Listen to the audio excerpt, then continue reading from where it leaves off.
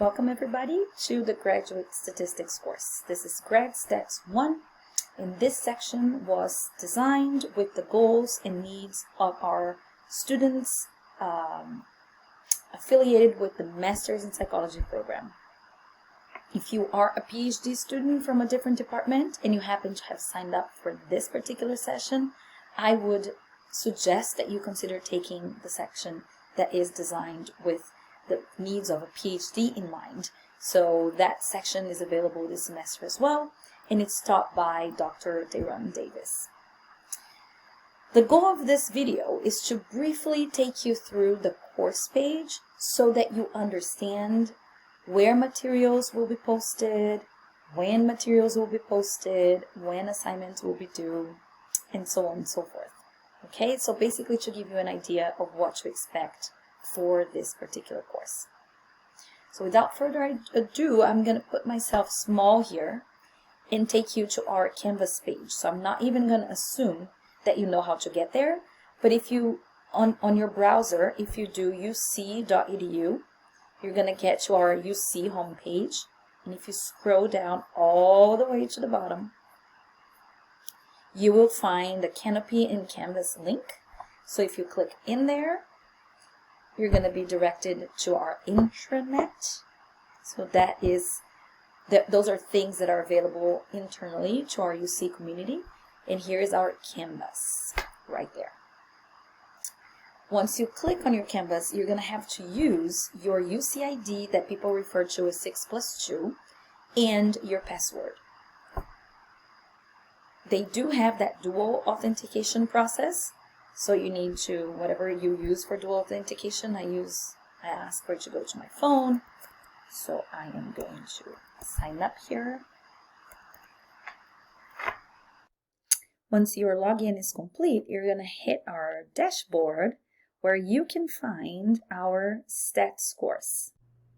And if you click on our logo right there, you will be directed to the course's homepage. There is a welcome message to you there, and the learning outcomes are going to be described here. But I do want to give you an overview of our course and its structure. So this course will have regular weekly assignments that will provide you opportunities for applying the course content on that you learned that week to answer questions and make decisions about different topics based on data. Each week will be mapped onto a module, and I'll show you where these modules are and how they're organized in a minute. Each one of them with specific learning outcomes. All materials that you will need to work through each week's module will be posted the Friday before at 6 p.m. For example, the materials for the first week, Monday, August 21st to Friday, August 25th, will be posted Friday, August 18th, tomorrow. The materials for the second week, Monday, August 28th to Friday, September 1st, will be posted Friday, August 25th, and so on and so forth. You will see this structure in the syllabus, which is available for you to review. I decided to do this to give you a chance to get a head start during the weekend in case that suits your busy schedules better. One nice thing about an online and asynchronous course is that you have some flexibility as to when you will work through the materials. The in-person classes are nice on one end because we get to see each other every week, but on the other hand, you do have to work through 3 hours of stats in a row and then go off home, and then you have to do your assignment for that week independently.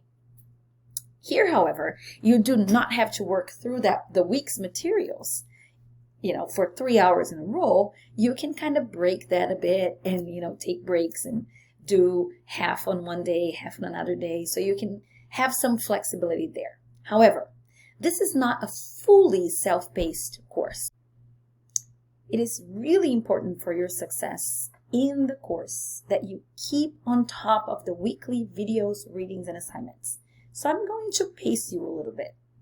So on a regular week, you will have to watch lecture videos, respond a comprehension check quiz, and complete one guided activity, and hand all of those things by Tuesday, end of the day. And then you will have an independent analysis project and report to do, which you will then hand in on Thursday. Our class TA will then grade your assignments and provide you feedback in a timely manner. What does that mean? Before you have to hand in your next assignment, you will have the feedback for the prior assignment, okay? So that you can grow over time. So some mistakes you made on one, hopefully you don't repeat again. So we're going to be really, all those assignments are very low stakes for you to have opportunities to practice. Mistakes are expected, and the personalized feedback that you're going to get will guide your next attempts. So we're going to value that growth, and mistakes that happen for the first time will not be heavily penalized. Okay? So further individualized assistance, if you're struggling, can be provided upon request. So you just shoot us an email, oh, I'm stuck here. I can't get this code to work. I can't get this analysis done because I keep getting this error. Our software that we're going to work with allows me to jump in and kind of see your assignment and help you get unstuck. When I'm teaching online and asynchronous, I keep a close eye on my emails and strive to respond within the same day and no later than 24 hours after receiving your messages on weekdays. Weekends, I'm less efficient. Sometimes I'm able to get to emails and I do respond whenever I can, but I cannot make a promise about that. And I'm happy to schedule appointments in person if it is helpful to you, so please just let us know. On the exam weeks, your only job will be to complete the exam projects. You will have 1 week to complete it. This is in the syllabus, but I want to say this out loud. Your exam is not going to be something completely different and foreign to you. It's going to be in the same level of difficulty of your weekly activities.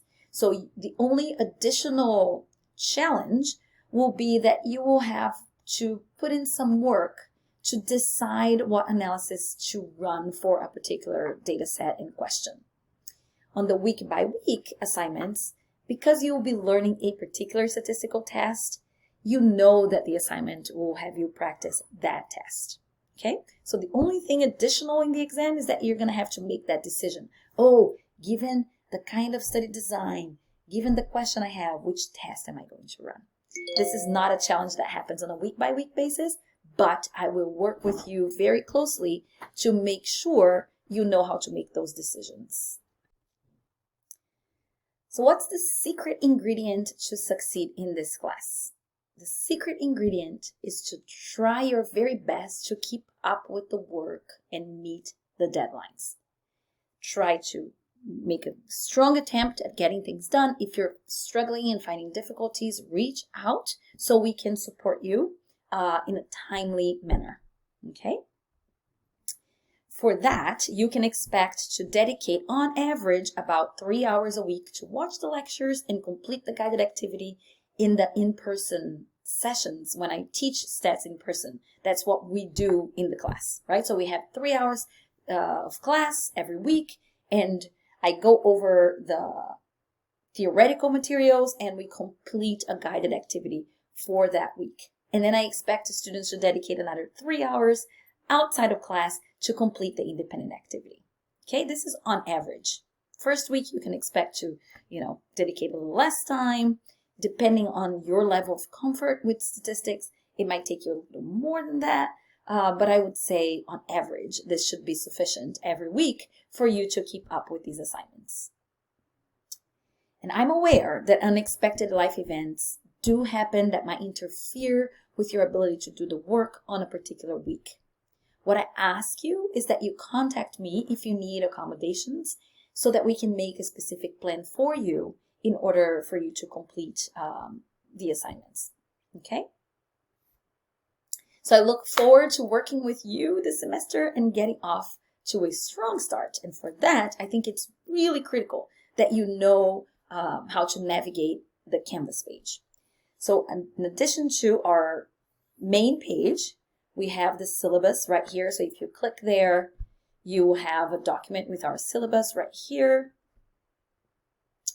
And then we're going to have the modules here. You're not going to see all the modules because I'm adjusting them, but you will see the first one that will be available for you to work on from August 21st to August 25th.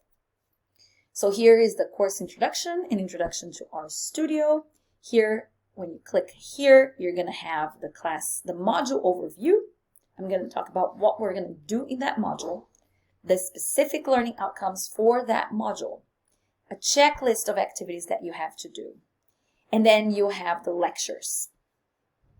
So I have videos here for you to watch. I have two, one introductory video and one video where I will teach you how to, I'll talk to you about the software that we're going to use and tell you why I chose that software and why it's important to get yourself accustomed to learning a bit of programming.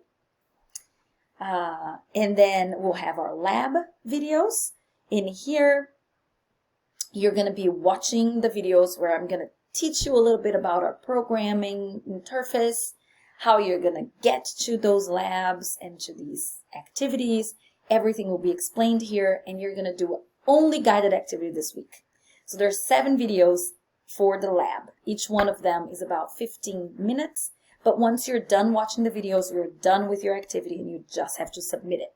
Okay? So all you have this week is 30 minutes of introductory remarks, and then you have 7 15-minute videos for you to work through the activities that will introduce you to R and RStudio Cloud, which is the software that we're going to use for data analysis. Okay?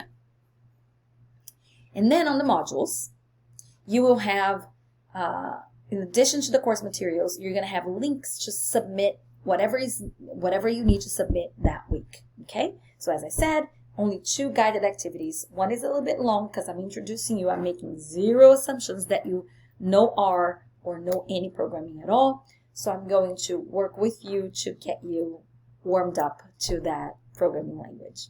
Okay? Couple of things I want to say. The videos that you will see in this course, they have been recorded a few years back. I review them every year. I watch them, and I still think that there is no content change that is worthwhile for me to re-record the video. But there are things that sometimes can sound confusing that every week I'm going to tell you what they are. So this week, for example, when you're watching these introductory videos, or the first lab video, I'm going to show you, how to get to our lab activity, which is by clicking on this link here.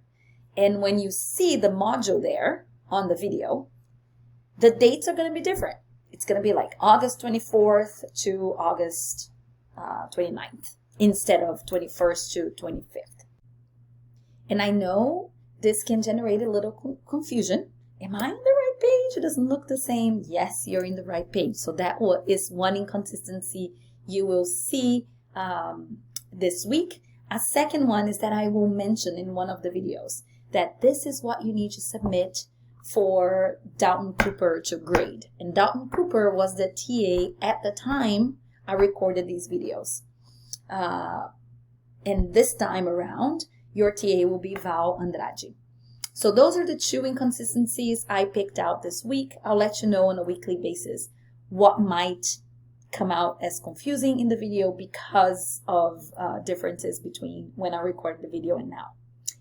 Having said that, I don't see that there is content-wise any difference that would really require me to re-record those videos. I would much rather spend the time that would take me to re-record all of these videos to give you personalized assistance, to be more attentive to my email, respond as promptly as I can when you are trying to do your activities and you get stuck on something. I'll try to use that time instead to invest in you and in your learning. So unless, I feel like changing would be only warranted the time there if I was going to change something more substantive in the course, which is not the case. Students have been satisfied with the course, and they feel that the online course actually gives more flexibility for them. And there's, yes, less of the personal connection, but students have perceived it as really beneficial to their learning, to take their time and have the videos to watch and to self-pace their learning a little bit more. Okay? So that's it for this introductory video. Please read the syllabus carefully. You need to know, to know the requirements, how points are going to be distributed. Everything is in there. Once you read, if you have any questions whatsoever, please reach out with those questions, because I will then compile all of those and potentially record another video clarifying what might not be super evident or clear in the syllabus. Sounds good? All right. Thank you, everybody. Make sure to keep in touch. If you have any issues, do not think, oh, it's me, I need to try and solve this. Yes, an independent attempt to problem solve is amazing. But if you feel you're dedicating, 20 minutes of effort and you're not leaving and you're stuck on the same place, please let me know so we can nudge you forward so you can make progress. Okay? We're talking about on average 6 hours a week. If you're spending much more than that, you have to let us know, because maybe there is something we can do to help you overcome some of these obstacles that you're facing a little bit more swiftly. Okay? Thank you very much again, and please be in touch. I'll see you on the next module. Bye-bye.